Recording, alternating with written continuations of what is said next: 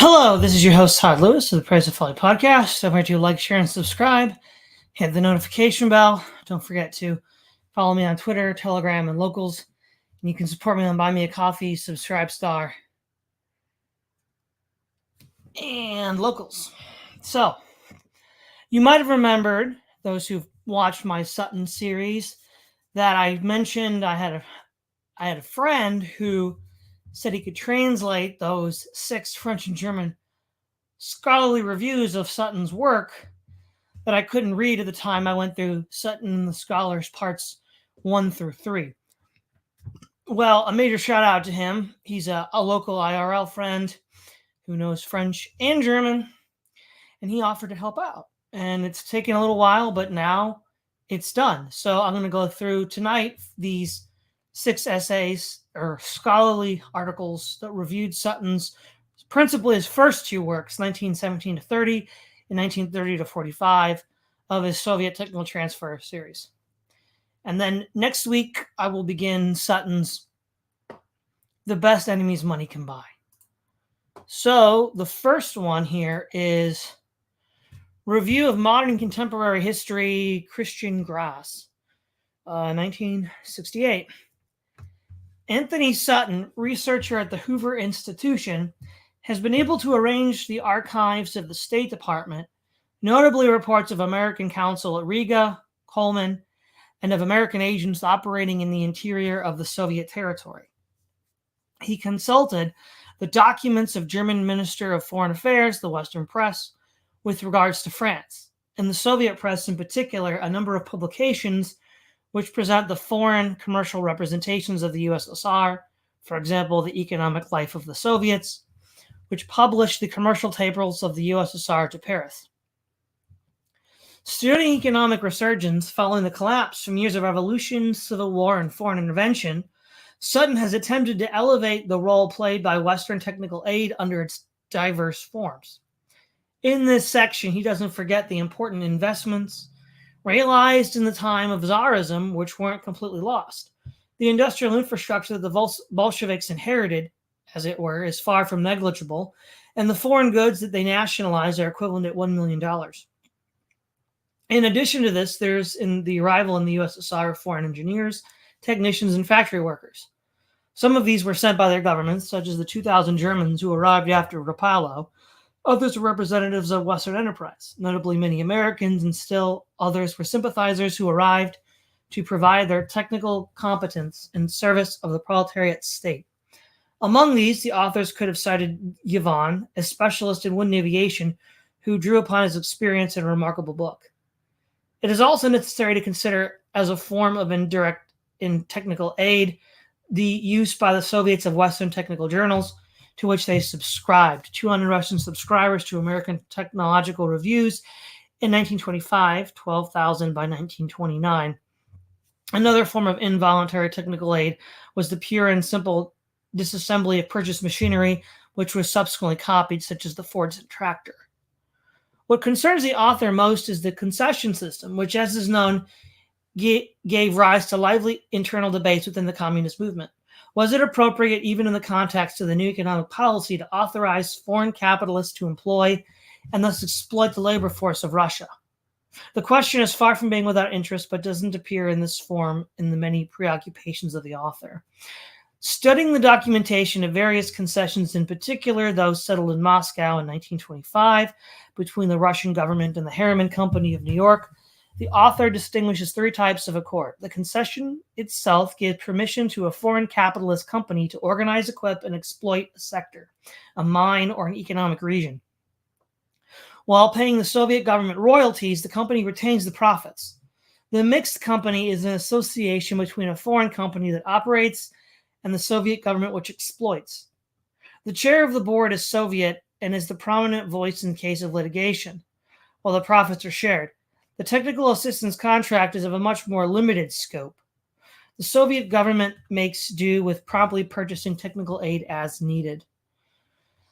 In December 1917, the first negotiations were interrupted by the Russian Civil War and foreign intervention. They resumed in 1920, but Lenin rejected the previous agreement between Krasin and Urquhart as too unfavorable. It was finally in 1923 that the legal system of concessions was definitively put into place under the control on the Soviet side of the Central Committee. 2,670 concessions in the broadest sense of the word were signed between 1921 and 1922.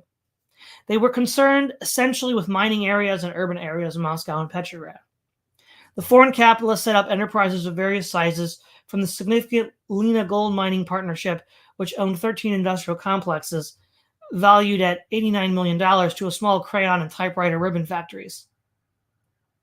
Usually there is no particular ideological attraction between the two partners. On the contrary, it is a very characteristic fact that the president of the Russian-American Chamber of Commerce, who attempts to develop economic relations and concessions between the two countries, is none other than Reeve Shelley, vice president of Chase National Bank. It's simply business, nothing more. An exception confirms the rule, the Haywood concession. It is known that after the American Tribunal for Pacifist Propaganda, the leader of the IWW, had to flee his country and take refuge in the USSR. He was not content merely to assist at various meetings of international communism. He signed a concession for that account of an American organization committee founded in New York by the Society for Technical Aid to Soviet Russia. In 1922, this Haywood concession was interested in diverse enterprises in the region of Kuznetsk, ranging all the way from iron mine to a shoe factory. 400 Americans and 2,000 Soviets began working together in 1923, and the experiment lasted until 1927. After having examined the activity of concessions in diverse industrial domains, the petroleum sector of the Caucasus, the electric industry, and the mechanization of agriculture, Sutton poses the central question: what role ultimately did concessions play in the economic reboot of the USSR? He resolutely takes the opposite of the conventional wisdom in the matter. He tends to minimize the role of concessions. Sector after sector, he highlights the intervention of foreign companies. The Barnsdale Company in petroleum extraction, Holland and Norway in forestry, the Germans in transportation, the Sidney Hillman Company in textiles, and assorted mixed companies in foreign trade. He doesn't hesitate to offer a precise figure of 95% of the industrial sectors covered, an overwhelming majority. In short, of all the factors that might explain the economic recovery of the USSR, proletarian sacrifices, government efforts, capital accumulation, and concessions, it is the last of these which Sutton considers the most important and decisive factor. The astuteness of the Bolsheviks had been to choose with care the interested sectors and to act with hindsight following the subsequent nationalization of capitalist enterprises imprudently ventured within their territory. Nevertheless, the capitalists remained wary, and from 1921 to 1929, the number of simple contracts of technical assistance that did not involve important immobilization of capital did not cease to grow. 4 in 1924, 59 in 1929, whereas concessions tended to stagnate after 1924. For Sutton, it was ultimately the Occidental technical assistance in all its various forms that allowed for the Soviets to pass through the dire straits of the 1920s and to undertake what he calls the Second Bolshevik Revolution, the definitive nationalization of the economy after 1924. It is evident that even if we are relatively well acquainted with the overall facts, compromise, and the economic growth of the USSR, we know much less about the internal workings of this growth. Sutton's study has an immense value to bring to light, an undoubtedly over-neglected factor. The great novelty of his thesis, the richness of his documentation, and the rigor of his demonstration all serve to undermine our traditional perspectives and invite us to reflect the new. In other words, it has all the interests of an important and suggestive work. Let us note in closing that the political preoccupations, obviously without being completely absent, as in every work on this topic, have not prevented the author from conducting with primary sources a thorough and careful study. The work and some of those that have preceded it show that from time to time the American historiography of communism and of the Soviet Union discards premature conclusions in favor of highly detailed and documented studies. Those American historians who have at their disposal the immense resources of the National Archives and other private collections can, if this tendency maintains, provide us with decisive works on the USSR and on international communism. Christian Grass. All right, that's the first one. Now we are going to go to the second one. Share screen. We have now Okay. Yearbook of Eastern European History, December 1969, Franz Steiner Verlag. It is a well-known fact that technical advancement proliferates inexorably from its place of origin, whether legally or illegally transferred, until the receiver achieves its own developmental capacity. In the case of Soviet economic development, this process had a unique historical quality and took place at an unprecedented scale and rate. Lenin's decision to implement industrial socialism in a backward agrarian land corresponded with his hope of receiving developmental assistance from the revolutionary proletariat of the most advanced nations. Following the disappointment of World Revolution, the slogan of catch up and overtake shifted this process to the commercial field and to the prospect of world progress in various forms. The adoption of Western technology, which was tactically implemented by the Tsar since Peter the Great, was subsequently integrated under the Bolsheviks as an indispensable component of the industrial transformation of Soviet society for the sake of political self-assertion. In this context, the history of Soviet industrialization reifies the material substrate of the modern history of Eastern Europe quite plainly.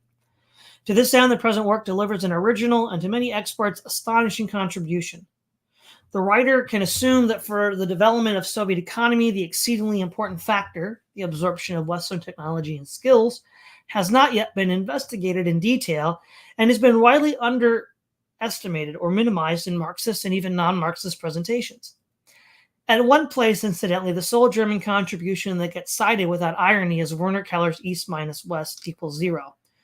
Part 1 of the book, 276 pages, provides as its basis the records of the foreign ministries of the U.S. and Germany, over 25,000 documents here, and newspaper reports from 12 nation-states, including those from the USSR, in extenso, a detailed assembly of the activities of Western firms within the USSR that could hardly ever be outnumbered.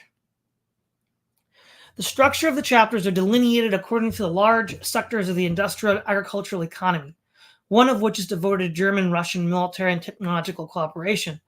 The exactitude of documentation is imposing and compelling.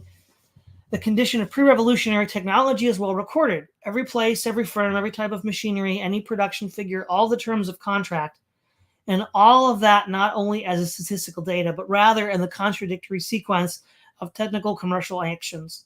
Even the technologically untrained reader will learn as much about the internal progress of the Soviet Union and about their foreign relations from this formatted material as they would from historical and diplomatic accounts.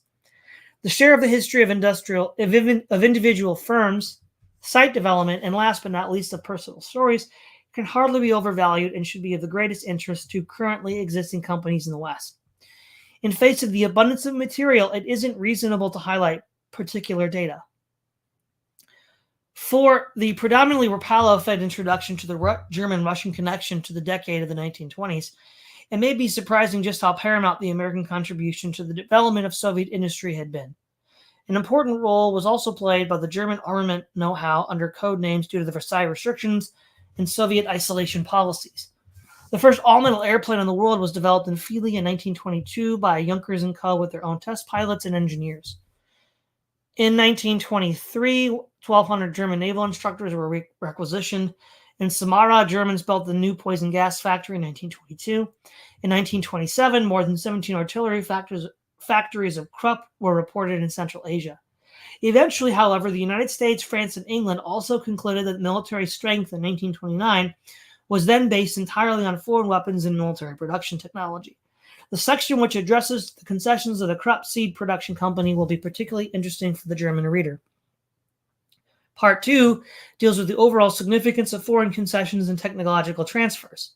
One could also find value in reading this section alone, once one has been persuaded by the reliability of the documentation in Part 1.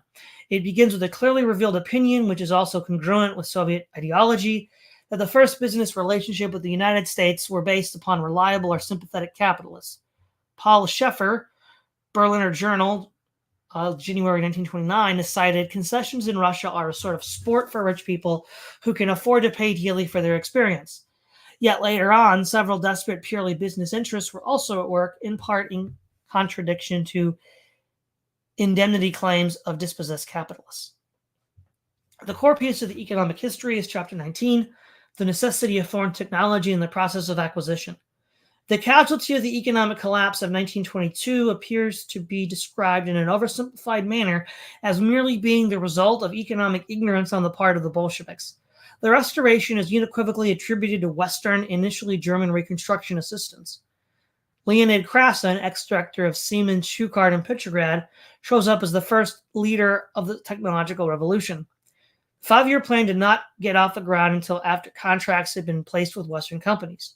The Treaty of Rapallo laid the groundwork for the massive transfer of German technology, about which there is an unending material located in German and American archives, but nothing of substance has appeared in Western news media or books on Soviet development. The transfer has been as deeply buried as it was extensive. After 1928, approximately 2,000 German technicians were replaced by yet more Americans. Even some of the highest planning positions went to foreigners, which is hardly a wonder in a time in which 71.6% out of 770 plant directors had no more than a grade school education. The transfer of models and specialists certainly did not entirely resolve the problems arising from the conversion to indigenous production. Show trials for sabotage that began after 1929 seemed to be caused, at least in part, by the domineering position of foreign German engineers, and by the temptation to shift the blame for the failure in the adoption of technique.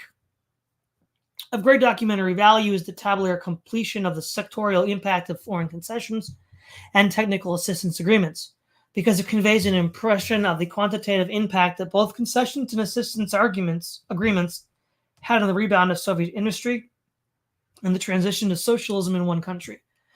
This is not the place for a critical assessment for this exceptional publication. Such an assessment can hardly be undertaken by someone who does not possess at least as much insight into the facts as the author himself, and at this state, that could come only from Soviet research.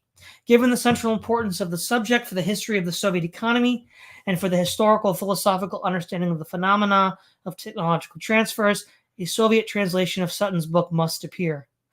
Well, everybody already knows that didn't happen. Okay, third article hopefully is coming up. Let's open up again. There we go. Share, there we go. Okay, good. Historical newsletter, review, Klaus Meyer. Okay. There is hardly a doubt regarding the significance of the subject of the present investigation. It pertains to the practice in Soviet industrialization policy from 1917 to 1930 of making use of the technological discoveries of foreign nations. The writer describes this procedure with the not always exactly applied term concessions. In this book, he attempts to depict the extent of these technological transfers from other nations by means of a widely ranging examination of facts. In so doing, the writer has displayed an imposing familiarity with the material. In the first portion, he deals with the development of particular industrial sectors, from the oil industry to electronics and from heavy industry all the way to light industry, with connections to other nations as a constant focal point. In the second portion, various aspects of concessions policy are examined. As a result, there is a voluminous enough and detailed presentation of the material, only 70 tables, which supports a systematic interpretation and historiographic conclusion. From this reading emerges a view of just how complex and unclear the political economic connections between the Soviet Union and foreign nations had been in the years of the Reconstruction period. It is, however, also critical to note that the writer can attest neither to approximate completeness of presentation, nor still more alarmingly to adequate accuracy. If one excludes Japan, whose own subset of problems have recently been presented anyway, it then becomes obvious that for Sutton, the Soviet-American connection stands as a focal point. The relationship behind the connections to the German Reich did not come into the fore, and it is here that the writer has failed to apply appropriate emphasis. With regards to content, the German-Soviet economic connections were also not convincingly dealt with. The practice, which the writer shares with many other authors from the United States, of ignoring publications that appear in the Bundesrepublik or the DDR, has had, in this case, an almost disastrous impact.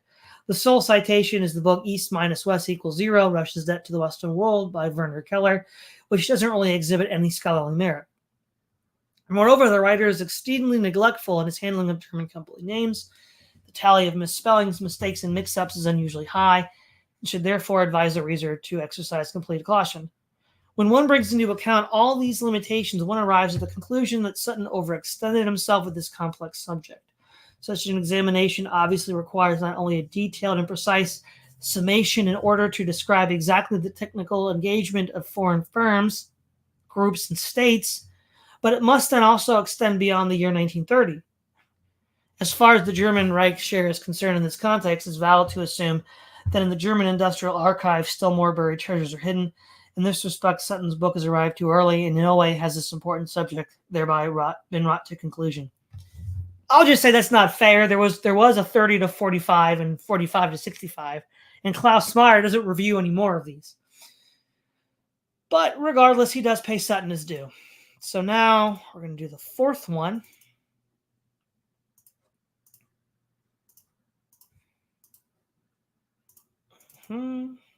Share.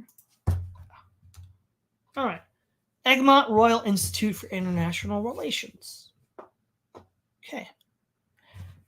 Sutton, Soviet technology was practically non-existent after 1917, not because factories were destroyed, but because experimental engineers disappeared.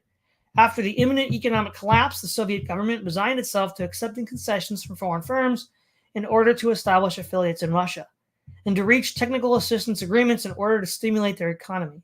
In the first part of the book, the author examines in detail the concessions granted and the assistance agreements reached by the Soviet government. The objective of the second part of the book is to determine the significance of foreign aid after having analyzed its influence within the diverse sectors of the economy. The author concludes that the assistance furnished by the West was the principal factor of the economic development of Russia after 1922. All right, so those are the four reviews that dealt with the first book, 1917 to 1930. Then we have two reviews for 1930 to 1940. Okay. Yearbook for European History, Franz Steiner Verlag. The second volume of this fundamental work on the history of Soviet industrialization exhibits all of the strengths of the first, already reviewed in the Yearbook of East European History. Exhaustive evaluation of Western sources, including U.S. engineering archives and the materials of the German Armed Forces Authority, technological periodicals, and far-reaching literature, exact and systematic documentation of technological processes, and designations of origin for both firms and nations, information on the Soviet political, social, and organizational environment during the assimilation of imported Western technology. As a result of the suspension of Leninist concessions policy through Stalin's massive and sacrificial importation of machinery, the buildup of a behemoth of concentrated heavy industry with a distinct priority in armament was successful. In this age, the willingness, the organizational performance, and the contribution of foreign capital was overwhelming. Until there is potential evidence of the opposite through Soviet disclosure, the opinion of the author will remain that at the time, the Russians demonstrated an astonishing efficiency in the adoption of foreign methods and infrastructure, but were incapable of proprietary development. This work is capable of fundamentally altering Western depictions of Soviet economic history. Okay, last review, everybody.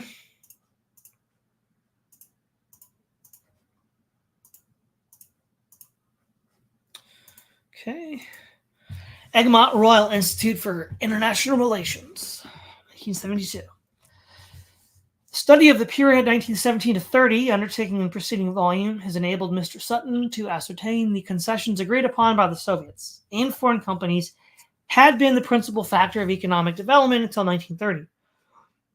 In the present volume, dedicated to the period 1930 to 1945, the author both describes the methods that the Soviets utilized in order to liquidate these foreign concessions and details the technical assistance that the nations of the West furnished in different domains: irrigation, transportation, metalworking, petroleum, chemical, automotive, naval, aeronautic, etc. Professor Sutton points out that a great number of factories were constructed by Western firms, utilizing both personal and material imported from the West. He then studies the problems that beset the Russian engineers and their assimilation of the knowledge, methods, and processes of the West.